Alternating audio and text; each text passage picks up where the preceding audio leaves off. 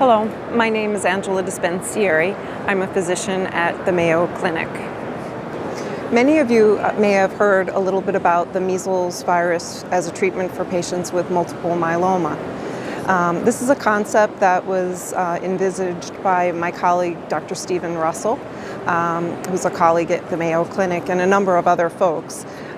But the principle of using measles to treat multiple myeloma and other cancers actually arose from the observation of a young boy in Africa who was reported to have an aggressive lymphoma but developed childhood measles, and he had a dramatic remission of his cancer. And so that made scientists think that perhaps viruses could have an effect on killing cancer. So flash forward many years, here we've designed basically a measles virus vaccine strain that's slightly modified, and we administer very, very large doses of it. Actually, it's about 1 million times more than an actual vaccination for measles virus. And the goal is that this can attack myeloma preferentially above normal tissues and kill them.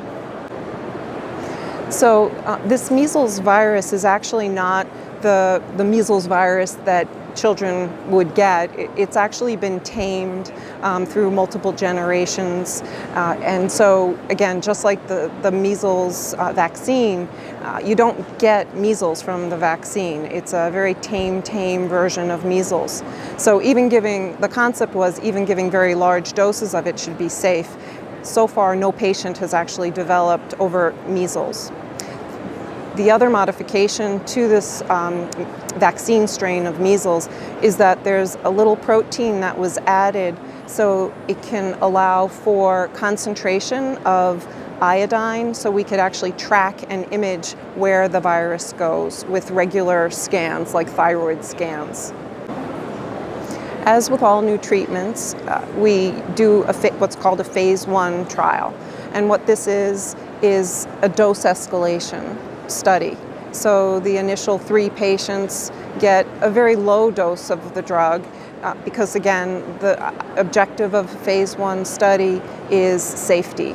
And so 3 patients are treated and side effects are watched for, and if no serious side effects are seen, another 3 patients are treated at a higher dose, etc., etc. And so in this trial, we've gone up basically about 6-fold or 6 times, which would be 100 million times of drug the last patients received as compared to the first patients. At the lowest dose levels, we saw very little to no toxicity.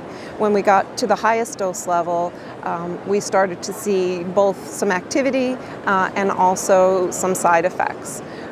The 6 patients treated at the highest levels experienced fever during the time of the infusion and a few hours after it that could last for a few days.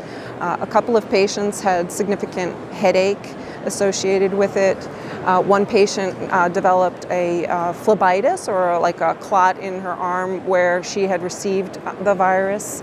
But subsequent after the infusion day and a week after, most patients had no side effects. As far as response, one patient had a very dramatic response, and this is the patient you may have heard of. She was also a patient who had fevers to or about 105 degrees Fahrenheit during her infusion, and the phlebitis in the arm. But she also had a drop in her serum free light chain and resolution of all myeloma cells in the bone marrow on the bone marrow aspirate. And she had a number of plasmacytomas or lumps of myeloma growing from her bones, and some were actually even visible, especially one or 2 that were growing out of her forehead. And these shrunk. They shrunk visibly to the naked eye and also by PET scan imaging. And this was quite dramatic and impressive. We also were able to see the virus in the tumor through those special scans that I mentioned. And so that was a very important observation as well, that the virus was getting to the target and causing improvement in the multiple myeloma. Another patient also had a very brief response, I mean, a matter of weeks, and so that wasn't lasting. But again, it was proof of principle, and we're in very, very early stages, but it's exciting because this is the first time that a virus has been delivered intravenously to a patient with myeloma, and the patient achieved a complete response. She did relapse at about 9 months. One of the lumps that had been growing from her forehead did regrow, and her bone marrow was still negative, and the other tumors didn't grow back.